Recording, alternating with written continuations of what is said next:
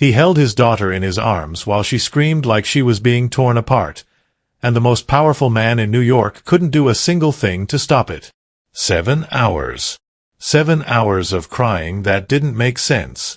Doctors came, machines beeped, money poured into solutions that led nowhere, and still, that little girl kept screaming. Until someone the entire house ignored. Someone nobody respected. Someone people barely even noticed. Saw the one thing everyone else missed. And what she found would not only save that child's life, but expose a betrayal hiding inside the walls of a powerful empire. If you've ever felt invisible, stay with me. Because sometimes the person nobody sees is the only one who sees the truth. And if stories like this touch your heart, consider subscribing. There's more waiting for you. Reed Valente was the kind of man people whispered about, not spoke to. At 36, he had built an empire worth hundreds of millions. His decisions shaped lives. His silence ended them. In his world, power wasn't questioned, it was obeyed. But that night, none of it mattered. Because in a quiet Connecticut estate, behind locked gates and guarded walls, his daughter wouldn't stop crying. Millie was only 17 months old. Small. Fragile. Soft curls brushing her forehead.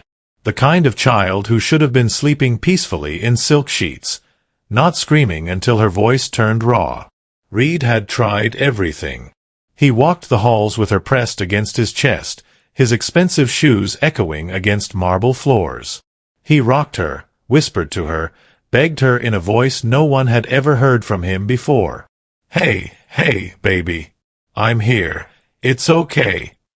But it wasn't okay. Her tiny body trembled in his arms. Her fists clenched. Her face burned red from crying. And no matter what he did, she wouldn't stop. The guards didn't know where to look. Men who had faced guns without fear now stood frozen in silence, watching their boss, this untouchable man, fall apart over a child he couldn't help. Reed called his private doctor. A man who charged more in a month than most people made in a year. The doctor arrived fast. Come. Professional. He checked Millie carefully, running through symptoms, asking questions. Staying composed like this was just another routine case. She's stable, he said finally. No signs of infection. No fever. No internal distress. Reed stared at him. Then why is she screaming?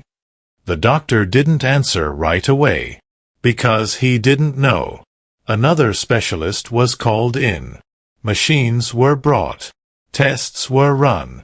Words filled the room. Technical, precise, meaningless.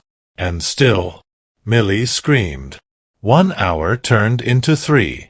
3 turned into 7. By then, her cries had changed. They were weaker now. Hoarse. But somehow more terrifying. Because they didn't stop. Reed stood in the center of the nursery, his shirt wrinkled, his eyes bloodshot, his hands shaking slightly as he held his daughter. Money had built everything around him. But in that moment, it couldn't fix the one thing that mattered. He called Paige. His ex-wife. She picked up on the third try. There was music in the background. Soft laughter. A life far away from this one. Paige, she won't stop crying. A pause. Then, distant and detached. Just handle it, Reed. Kiss her for me. The line went dead. Reed lowered the phone slowly. For the first time in years, he felt completely alone. 3 floors above, in a quiet hallway nobody important ever walked through. June Pierce was finishing her shift. 27 years old. Worn-out shoes. Hands rough from years of work. A life that had never been easy, never been kind. She worked nights. Cleaned floors. Stayed invisible. In that house, she wasn't a person. She was part of the background. Something that moved, but didn't matter. But that night, she stopped. Because she heard it. That cry. It cut through the walls, through the floors, through everything. And something inside her froze. Her hands tightened around the mop. Her breathing slowed. Because she knew that sound. Not just crying. Pain. The kind of pain that doesn't fade. The kind that gets ignored until it's too late. Her mind didn't stay in that hallway. It went somewhere else. A small apartment. A cold night. A boy sitting on the floor, holding his head, whispering. It hurts. Her little brother, Benny. And the way she had told him. It's just a fever. You'll be okay. She blinked. Back to the present. The crying didn't stop. June swallowed hard. Her heart started beating faster. Because last time, she hadn't moved fast enough. And she buried him for it. She dropped the mop. Water spilled across the floor, spreading quietly. But she didn't care. Not anymore. She walked toward the service stairs. Each step faster than the last. Past the floors she wasn't allowed to enter. Toward a place she had no right to be. Toward a room filled with rich men, expensive suits, and people who would never listen to someone like her. But she wasn't going there for them. She was going for the child. As she reached the nursery door, she paused for half a second. Not from fear. From memory. From a promise she made standing beside a hospital bed, holding a hand that was getting colder. No child will be ignored again. Her hand lifted, and she knocked. 3 times. Soft. Steady. Certain. Inside that room, everything was about to change. The sound of her knuckles against the door was almost too soft to belong in that room. But somehow it cut through everything. The crying. The tension. The quiet panic hanging in the air. A bodyguard stepped in front of her instantly. Restricted area. Go back upstairs. His voice was cold. Dismissive. The kind of tone used for someone who didn't belong. June didn't move. I need to see Mr. Valente, she said, calm and steady. It's about his daughter. The guard barely had time to react. The door opened. Reed stood there. For a second, the world felt still. His eyes were red, heavy with exhaustion. His shirt wrinkled. His hand trembling just slightly, like he'd been holding himself together for too long. And then he saw her. Not as a shadow passing in the hallway. Not as someone beneath his attention. He actually saw her. "Who are you?" he asked, his voice rough. "I clean the 3rd floor," June replied.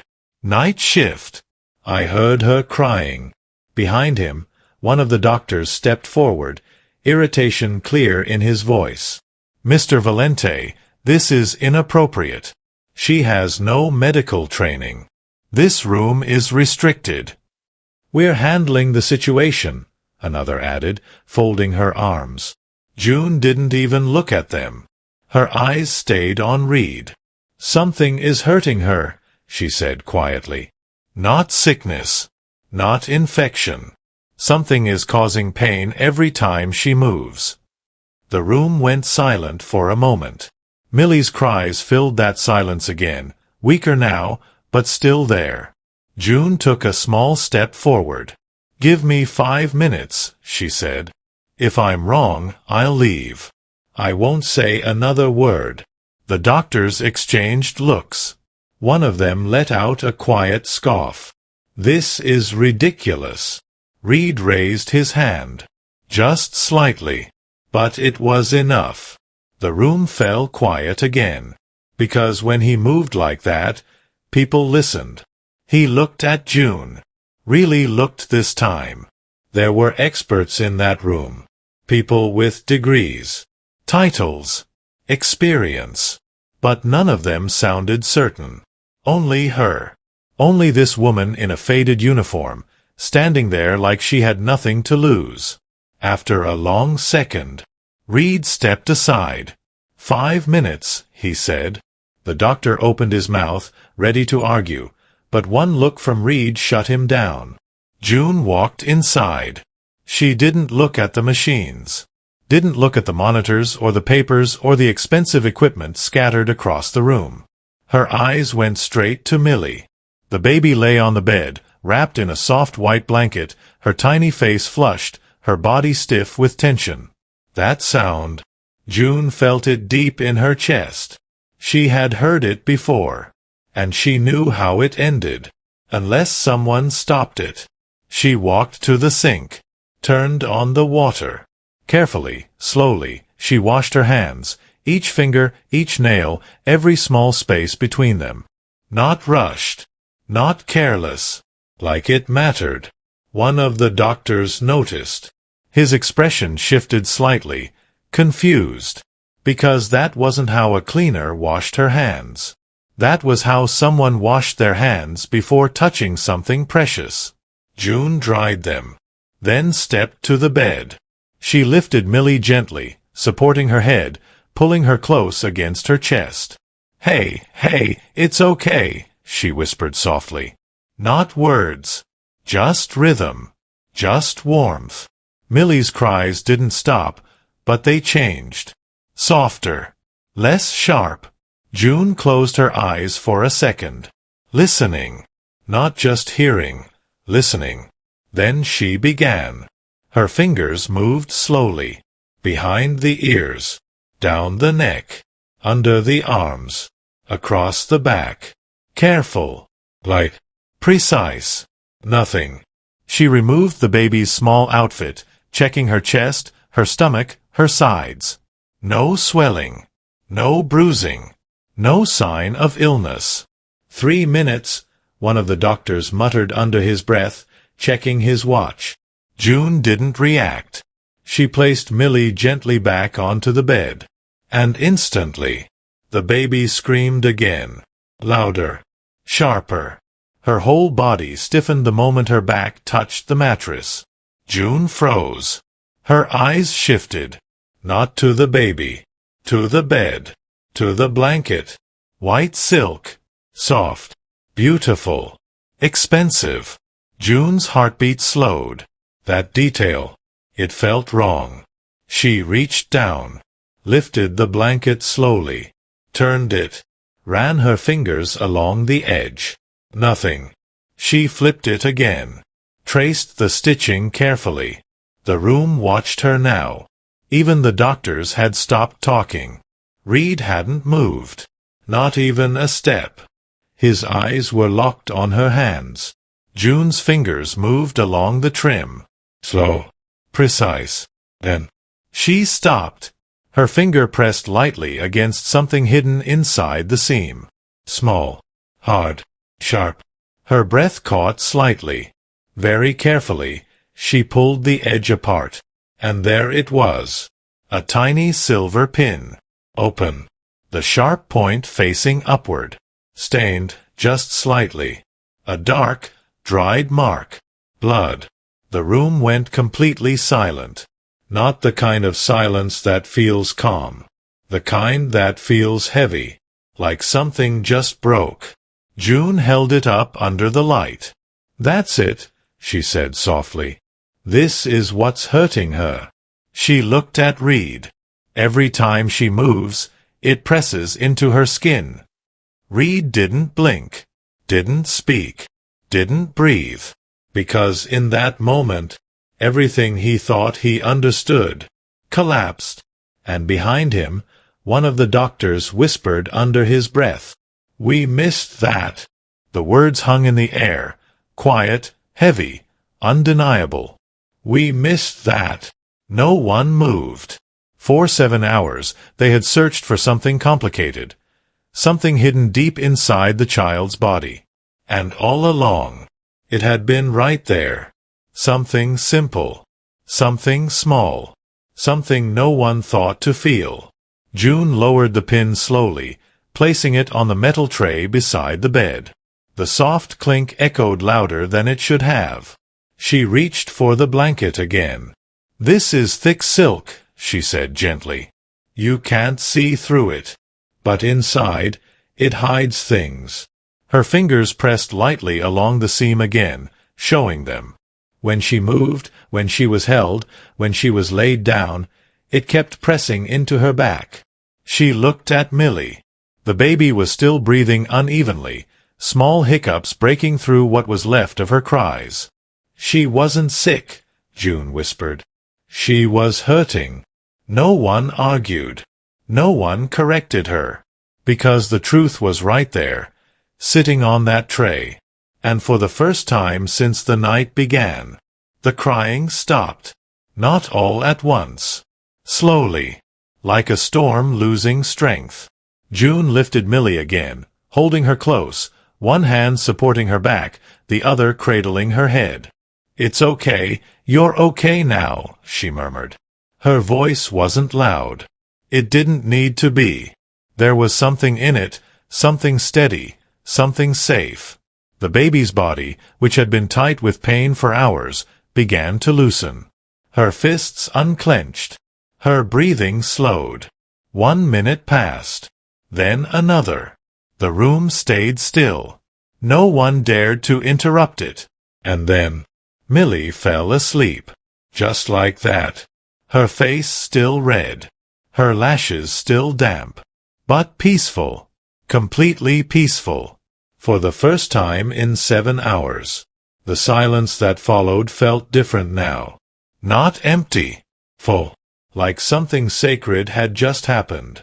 One of the doctors stepped forward carefully, almost hesitating. He examined the small mark on the baby's back. "It's minor," he said quietly. "Just a surface scratch. No infection.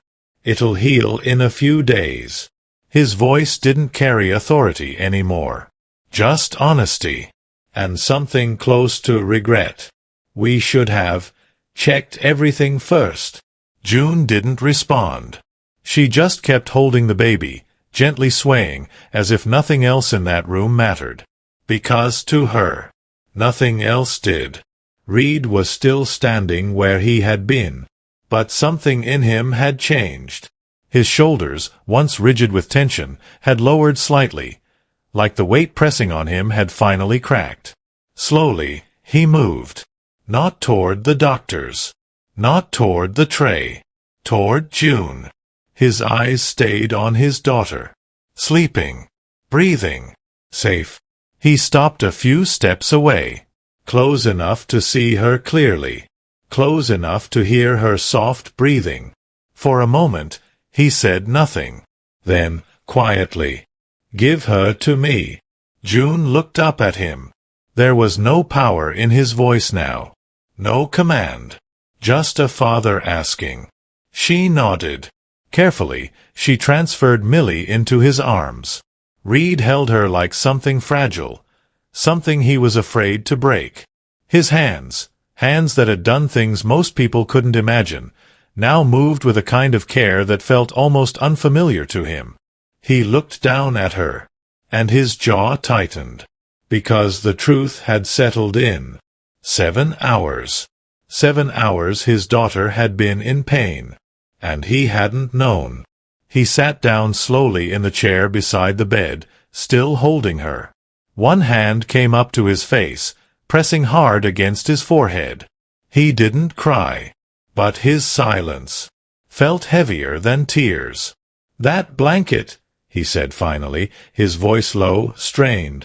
"It was a gift." No one spoke. It came from Milan, from Paige. He swallowed. I opened it, saw it was expensive, soft, perfect. His fingers tightened slightly around the edge of the fabric still lying on the bed. And I wrapped her in it, without checking, without thinking. He let out a breath that sounded like it had been trapped inside him for hours.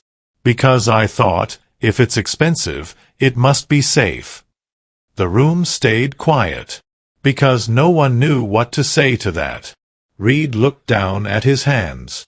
Hands that had controlled deals, ended lives, built empires. "I did this," he said. June stepped closer. Not fast. Not dramatic. just enough to be heard. You didn't know. Her voice was calm, steady. No one knew. It was hidden inside the seam. You couldn't see it unless you touched the exact spot. Reed didn't look up. But I didn't check. June shook her head slightly. You trusted it. That made him pause. You gave your daughter what you believed was the best, she continued softly. That's not failure. That's being a father. He finally looked at her. For a long moment, neither of them spoke. Two people from completely different worlds. One built on power. One built on survival. Standing in the same room. Looking at the same child. And somehow, understanding the same truth. June glanced at Millie. She's okay now, she said. That's what matters. Reed followed her gaze. His daughter slept peacefully in his arms. Like nothing had ever happened. Like the pain had never existed. And in that moment, something shifted inside him. Not loud. Not sudden. But real. He looked back at June. Really looked. Not at her clothes. Not at her position.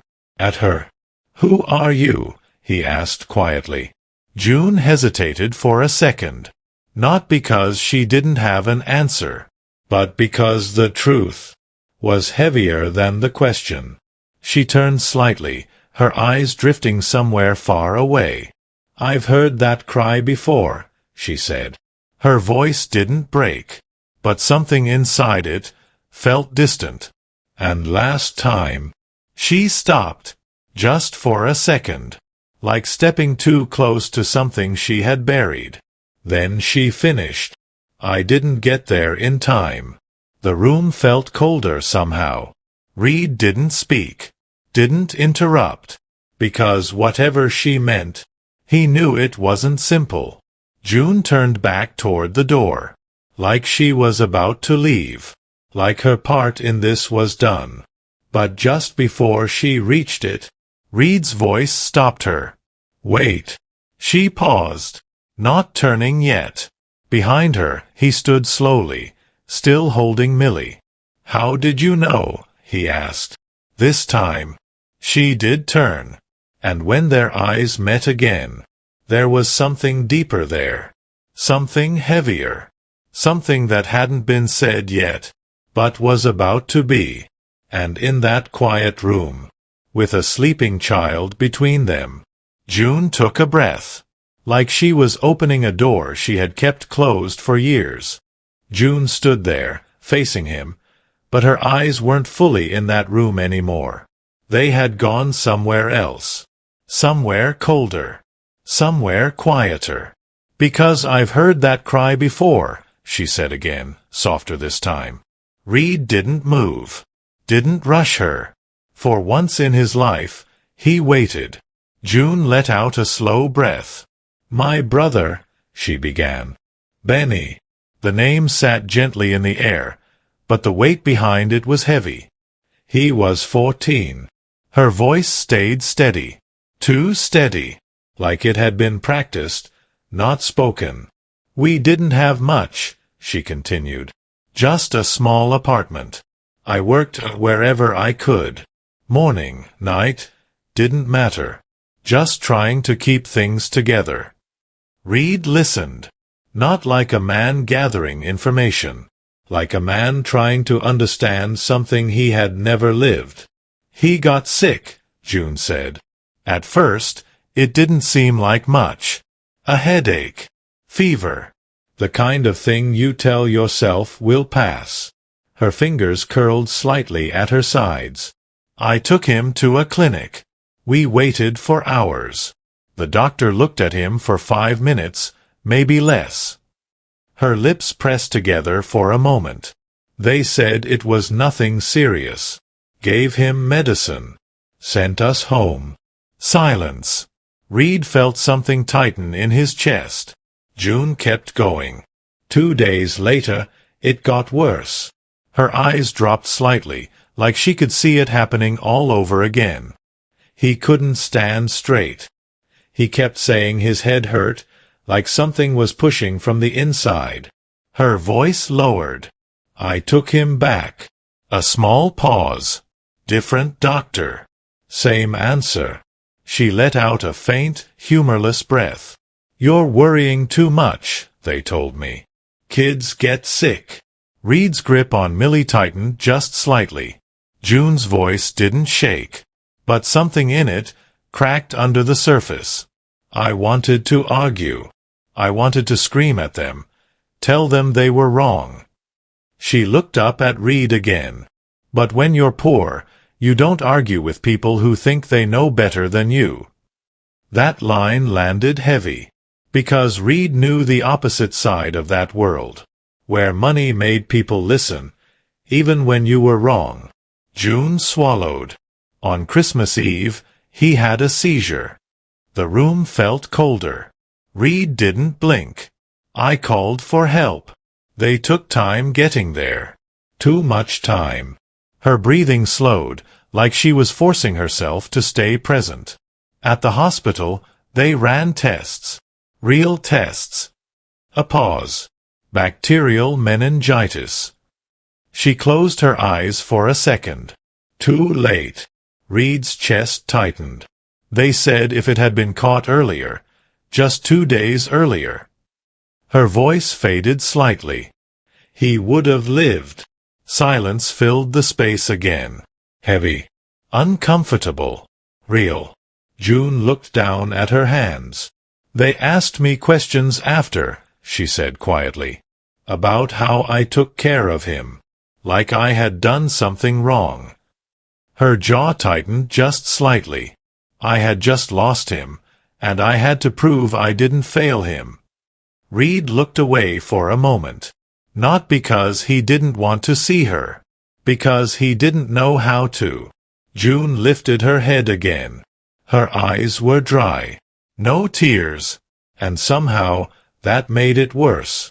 I promised him, she said, that I wouldn't let another child be ignored like that. Not if I could do something. She gestured slightly toward Millie. So when I heard her crying, I knew. Reed didn't speak. He couldn't, because for the first time in years, he didn't have the right words. June gave a small nod, like that was all she needed to say. Then she turned toward the door again, ready to leave. But this time, Reed didn't stop her. He just stood there, holding his daughter, watching the woman who had just told him something no one else in his world ever had. Truth. Not polished. Not comfortable. Just real. June reached the door. Her hand touched the handle. But before she opened it, Reed spoke. Thank you. 2 simple words. But they didn't sound simple. They sounded unfamiliar. Like something he hadn't said in a long time. June paused, then gave a small nod, and walked out. The door closed softly behind her, and the room felt different, quieter. Not just because the crying had stopped, because something else had. The illusion that everything could be controlled. Reed stood there for a long time. Then slowly, he walked to the table. His eyes fell on the pin. Small, sharp, almost invisible. But it had caused 7 hours of pain. 7 hours of helplessness. He stared at it. Something didn't sit right. His instincts, the ones that had kept him alive all these years, started whispering. That wasn't an accident. Not something like this. Not hidden like that. Not placed so precisely. His jaw tightened. The room around him faded slightly, because his mind had already moved somewhere else. Forward. Toward a question he couldn't ignore. Who would do this? And more importantly, why? He turned slightly, looking at the blanket again. Then at the door June had just walked through. For the first time, 2 thoughts existed in his mind at the same time. One filled with suspicion. The other with something he didn't fully understand yet. Respect. Outside, in the quiet hallway, June walked slowly back toward the service stairs. Her steps were steady. But inside, something was stirring. Not fear. Not doubt. Something deeper. Because the moment she stepped into that room, her life had changed. And she knew it. She just didn't know how much yet. As she reached the stairs, she paused for a second. That same feeling again. That quiet instinct. The one that had led her to the truth. It hadn't gone away. If anything, it had gotten louder. And somewhere behind her, inside that house filled with power, money, and secrets, something had just begun. Something far bigger than a crying child. Something that hadn't revealed itself yet, but was already moving. Slowly, carefully, waiting. And neither of them knew that the pin was only the beginning. Reed didn't sleep that night. Not even for a minute. He sat beside Millie's bed, the dim light casting soft shadows across the room, watching her breathe. Slow. Even. Peaceful. Every rise and fall of her chest felt like something he had to witness. Like if he looked away, even for a second, something might go wrong again. His world had always been built on control. On knowing. On anticipating danger before it showed itself. But tonight, something had slipped through. Something small enough to hide in a seam, but sharp enough to break through everything he trusted. His eyes shifted toward the blanket lying folded at the edge of the room. Then to the tray. The pin. Still there. Still quiet. Still holding a truth he hadn't fully faced yet. His jaw tightened. Because deep down, he already knew. That wasn't random. It couldn't be. Reed leaned back slightly in the chair, one hand resting against his mouth, his thoughts moving fast now. The blanket came from Milan. From Paige. He had opened it himself. No one else had touched it before it entered this house. Or at least, that's what he believed. He exhaled slowly. Belief wasn't enough anymore.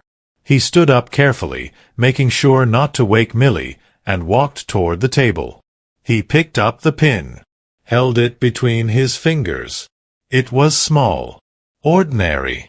Something you wouldn't even notice unless you were looking for it. But it had been placed too perfectly. Facing upward. Hidden deep enough not to be seen, but exactly where it would hurt. That took intention. That took time. That took someone who knew what they were doing. Reed set it back down.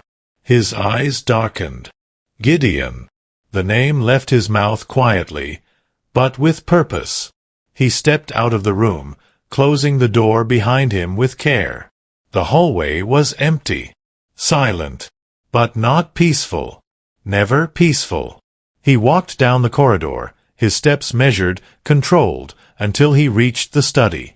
The door opened without a sound. Inside, Gideon was already there. Sitting. Waiting. Like he always was. The older man didn't ask why Reed had called him at this hour. He didn't need to. He just looked up. And waited. Reed placed the blanket on the desk. Then the pin beside it. "I want the truth," he said. No emotion. No hesitation. Not guesses. Not assumptions. Gideon leaned forward slightly, his sharp eyes scanning both items. "How far?" he asked quietly. Reed didn't blink. "All the way." That was enough. Gideon nodded once. "I'll start with the fabric," he said. "And the delivery chain." Reed's gaze stayed fixed on the pin. Who handled it? Who touched it? Who had access to it after it arrived? His voice lowered. "Everyone." Gideon studied him for a moment. There was something different tonight. Something deeper than anger. This wasn't just about a mistake. This was personal. "It'll take time," Gideon said. Reed shook his head slightly. Not too much. Gideon understood. He stood, gathering the items carefully. I'll have answers. Reed didn't respond. Because he didn't need promises. He needed results. Gideon moved toward the door, then paused. That girl, he said. Reed's eyes shifted slightly. She's not ordinary. A quiet statement, but one that carried weight. Reed looked toward the window. I know. Gideon nodded once, then left. The door closed, and Reed was alone again. He walked back to the window slowly, looking out over the dark estate grounds. Everything looked calm, still, controlled. But he knew better. There was always something underneath. Always something moving where people didn't think to look. And tonight, it had reached his daughter. His hand tightened slightly against the glass. Not again. Never again. Upstairs, June sat on the edge of her bed. Her room was small, plain, the kind of space that didn't ask for attention. But her mind wasn't in that room. It was still in the nursery, still hearing that cry, still feeling that moment when she touched the blanket and knew. She closed her eyes. For a second, just a second, she saw Benny again, sitting on the floor, crayons scattered around him, smiling, then gone. June opened her eyes quickly, her breathing steadying. She reached for the small notebook on her bedside table. Worn, edges soft from years of being carried.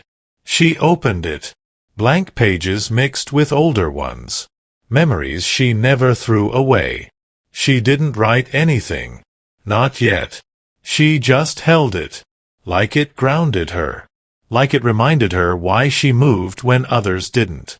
A soft knock came at her door. June looked up. For a brief second, something inside her tensed. Not fear. Instinct. She stood and opened it. One of the house staff stood there. Mr. Valente wants to see you tomorrow morning. June nodded. Okay. The door closed again, and the quiet returned. But it wasn't the same quiet as before. There was something underneath it now. Something shifting. June sat back down slowly. Her fingers traced the edge of the notebook. Mr. Valente. The way he had looked at her. Not like she was invisible. Not like she didn't belong. Something else. She didn't trust it. Not yet. Because she knew this world. Rich people didn't suddenly change. Power didn't suddenly soften. And houses like this always had something hidden inside them. Her eyes moved toward the window. The dark outside felt endless. And for a moment, that same feeling returned. That quiet warning. The one she had learned not to ignore. Something isn't right. Not just what happened tonight. Something bigger. Something she couldn't see yet, but could feel. And somewhere else in that house, behind closed doors and quiet conversations, the same truth was beginning to unfold. Slowly. Carefully. Piece by piece. Waiting for the moment it would finally reveal itself. Morning came quietly. Too quietly. The kind of calm that didn't feel natural, like the world was holding its breath. June woke before the sun had fully risen. She didn't need an alarm. Years of working nights had trained her body to wake when everything else was still. For a moment, she just lay there, staring at the ceiling. Then the memory came back. The crying. The pin. Reed's eyes. She sat up slowly, pressing her palms against her knees, grounding herself. "Stay steady," she whispered under her breath. It wasn't fear she was pushing down. It was something sharper. Awareness. She got dressed quickly, the same simple clothes, the same quiet routine. Nothing about her had changed on the outside. But inside, Something had shifted. She stepped into the hallway. The estate was already awake. Not loud. Not chaotic. Just moving. Guards switching positions. Staff walking with purpose. Doors opening and closing in the distance. But there was a difference. A tension. Subtle, but there. Like something had been disturbed. June didn't stop. She moved toward the nursery first. Always the child first. She opened the door gently. Millie was awake. Sitting up in her bed, small hands gripping the railing, her curls slightly messy, her eyes wide and curious. The moment she saw June, she smiled.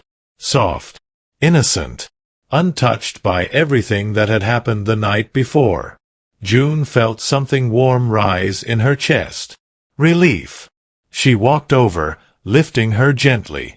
"Hey, you're okay now, huh?" she murmured. Millie let out a soft sound, something between a laugh and a babble, her tiny hand catching the edge of June's sleeve. June held her a second longer than necessary. Just to feel that she was safe. Just to make sure. Then she began her routine. Feeding her slowly. Checking her skin carefully. Watching every reaction, every small movement. Nothing. No signs of pain. No tension. Just a child, being a child again. June exhaled quietly. "Good," she whispered. But even as she said it, that feeling didn't leave. That quiet warning. She glanced once toward the door. Then back at Millie. "I'm here," she said softly. "I won't miss it again." A knock came. June turned slightly. "Come in." The door opened. Reed stood there. He looked different. Not rested, but sharper. Like whatever had broken inside him last night had already started turning into something else. Something focused. His eyes went straight to Millie. Then to June. "How is she?" "Better," June replied. "No pain. No reaction. She's stable." Reed stepped closer. He didn't reach for his daughter right away. He watched her first. Like he was still making sure she was real. Still okay. Then slowly, he touched her hand. Millie grabbed his finger instantly. A small gesture. But it hit him harder than anything else. He swallowed. "She slept." "All night." A quiet nod. Relief, but not comfort. Because something still lingered between them. Unspoken. Heavy. Reed looked at June. "Walk with me." It wasn't a command. It was something else. June hesitated for a fraction of a second. Then nodded. She placed Millie back into the crib gently, making sure she was settled, safe, within reach of everything she needed. Then she stepped out into the hallway with him. They walked side by side. Not close. Not distant. Just aware of each other. Neither spoke at first. The silence wasn't empty. It was thinking. Processing. Reed opened the door to his study. Gestured for her to enter. June stepped inside. For the first time, she really looked at the room. Dark wood. Heavy furniture. Everything expensive, controlled, deliberate. A space that belonged to power. She didn't react to it. Didn't admire it. She just stood there. Reed closed the door behind them. Then turned. "I want you to stop cleaning," he said. Direct. Clear. June didn't respond immediately. "I want you to stay with Millie," he continued. "Full time." She blinked once. Not surprised. But careful. "I'll pay you 5 times what you make now," he added. "You'll have your own room. Medical coverage. Everything you need." Silence. June held his gaze. Not intimidated. Not impressed. Just thinking. Because she understood something he hadn't said. This wasn't just a job. This was staying inside his world. Closer. Deeper. More dangerous. "You know what this house is," she said quietly. "Reed didn't deny it. I do. And you still want me here?" "Yes." No hesitation. That mattered. June looked down for a second, then back at him. "If I see something wrong," she said slowly, choosing her words carefully, "anything that could hurt her, I'll say it." Reed didn't move. "I won't stay quiet," she added, "even if it's something you don't want to hear." That landed. In his world, people didn't speak like that. They followed. They obeyed. They stayed silent. But she wasn't offering silence. She was offering truth. Reed studied her. Long. Careful. Then, slowly. "I accept." June nodded once. Simple. No smile. No relief. Just agreement. She turned toward the door. But before she opened it, Reed spoke again. "There's something else." She paused. His voice had changed. Lower. Colder. Not toward her. Toward something else. "The blanket," he said. June turned slightly. "I don't think it was an accident." The air shifted. That quiet tension from the morning suddenly had a shape. June felt it immediately. That instinct. That warning. Louder now. She didn't look surprised. "I didn't either," she said. Reed's eyes darkened. "I'm going to find out who did it." Not anger. Not loud. Just certainty. June held his gaze. For a moment, neither of them spoke, because both of them understood what that meant. This wasn't over. Not even close. June opened the door slowly, stepped out into the hallway. But as she walked away, her mind wasn't on the job, not on the room, not on anything simple. That feeling stayed with her. Stronger now. Clearer. This wasn't just about one child, or one mistake. Something had been placed. Deliberately. Carefully. And if there was a first step, there would be another. June stopped for half a second in the hallway. Her grip tightened slightly, because deep down, she already knew. Whatever had started last night wasn't finished, and somewhere in that house, someone was waiting for the next move. June didn't move right away. The hallway stretched in front of her, quiet, but no longer harmless. She turned back. Not toward the nursery. Toward the study. Her hand tightened slightly. Then she knocked once more. "Come in." Reed's voice came through.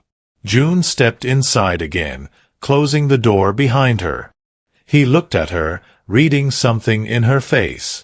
"You felt it too," he said. June nodded. Yes. A single word. But it carried certainty. Reed walked slowly toward the desk, placing both hands on its surface. "Then we don't wait." His eyes met hers. "We watch." And that's exactly what they did. Not loudly. Not carelessly. Quietly. Days passed. Nothing obvious happened. No sudden threats. No clear mistakes. Everything looked normal. Too normal. June stayed close to Millie. Every movement, every detail, every small change, she noticed. Who came near the room? Who lingered too long? Who avoided it? And Reed. He watched his people. The ones he had trusted for years. The ones who had stood beside him, built his empire, shared his table. He didn't accuse. He didn't act. He waited. Because the truth always shows itself to those who are patient enough to see it. It happened on the third day. Small. So small most people would have missed it. June was kneeling near Millie's crib, straightening a toy that had fallen. Her hand brushed against something under the edge of the bed. Paper. Folded. Her breath slowed. That feeling again. She picked it up carefully. Opened it. A number. And beneath it, a short line. Phase 2. After the blanket. Her heart didn't race. It steadied. Because now, it wasn't a feeling anymore. It was real. June stood. Walked straight out. No hesitation. No second thoughts. She didn't speak to anyone. Didn't stop. She went directly to the study. Opened the door. Reed looked up. And the moment he saw her face, he knew. She placed the paper on the desk. I found this under her bed. Reed picked it up. Read it once. Then again. His jaw tightened slowly. Not anger. Something colder. Understanding. This wasn't just harm, he said quietly. This was a plan. June nodded. And it's not finished. Reed reached for the phone. Gideon. Minutes later, the room was no longer quiet. Men moved. Calls were made. Eyes were opened.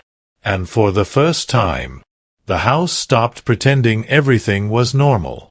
The truth came faster than expected. Because once you know where to look, things stop hiding. The delivery. The chain. The time. The one person who had access, who had opportunity, who had waited just long enough to act unseen. Rico. Reed stood in the basement room that night. The air thick. The walls cold. Rico stood across from him. Come. Too calm. You're accusing me? Rico asked, almost amused. Reed didn't raise his voice. I'm stating facts. The pin. The delay. The note. The second phase. Rico's smile faded. You're trusting a cleaning girl over me? June stood near the wall. Silent. But present. Rico turned toward her. This is what this is? She wants to climb. Wants to matter. His voice sharpened. She's nobody. June didn't move. Didn't flinch. You're right, she said quietly. I'm nobody. Her eyes locked on his. But I see things you don't, because I've lived where people get hurt when no one pays attention. The room went still. Rico's expression shifted. Just slightly. Enough. Reed saw it. And that was all he needed. The moment broke fast. Rico moved. A gun in his hand. Pointed. But not at Reed. At June. The room exploded into motion. Chairs scraping. Voices rising. But June stood still. Her breath steady. Her eyes calm. Because she had seen fear before. And she knew how to stand inside it. Reed stepped forward. Let her go. Not loud. Not desperate. Certain. Rico laughed once. You've gone soft. 4 guards entered. Guns raised. Everything froze. Rico's eyes flicked around. No escape. No allies. Just the truth closing in. Slowly, his hand loosened. The gun lowered. And in seconds, it was over. Rico was on the ground. Restrained. Taken away. Silence returned. But it wasn't the same silence. This one felt final. Reed stood there, breathing slow. Then he turned. To June. She was still against the wall. Still holding herself steady. He walked toward her. Sat beside her on the cold floor. No distance. No titles. No power. Just 2 people. Are you okay? He asked. June nodded softly. I'm okay. A small pause. Then, is Millie okay? Reed's eyes softened. Yes. And in that moment, something settled between them. Not spoken, but understood. Days later, the house felt different. Lighter. Safer. Not perfect, but real. Reed stood in his study one morning, looking at a document on his desk. Then he called June in. She entered quietly. He pushed the file toward her. A foundation, he said. 4 children. Free care. No one turned away. June looked at it, then at him. The name. He met her eyes. Benny. June's breath caught. Just slightly. He continued. You knew what no one else did. You listened when no one else would. A pause. You run it. June didn't speak right away. She looked down at the name, then back at him. This isn't yours, she said softly. It's his. Reed nodded. Agreed. Years passed. Not loudly, but meaningfully. Millie grew. Laughing. Safe. Loved. June stayed. Not because of money. Not because of comfort. But because she had found something she thought she lost forever. A reason. A child who lived. A promise kept. And Reed. He changed. Not all at once, but step by step. Because for the first time, he had something worth becoming better for. One evening, June sat beside Millie's bed, watching her sleep. Reed stood on the other side. Quiet. Peaceful. He reached across. Took June's hand. This time, she didn't pull away. Benny would be proud of you, he said. June smiled softly. He's the reason I didn't miss it this time. A gentle silence followed. And then, that one truth settled over everything. Not loud. Not dramatic. Just real. Sometimes, the person the world sees as nothing is the one who saves everything. If this story touched your heart, consider subscribing, and tell me in the comments where you're watching from.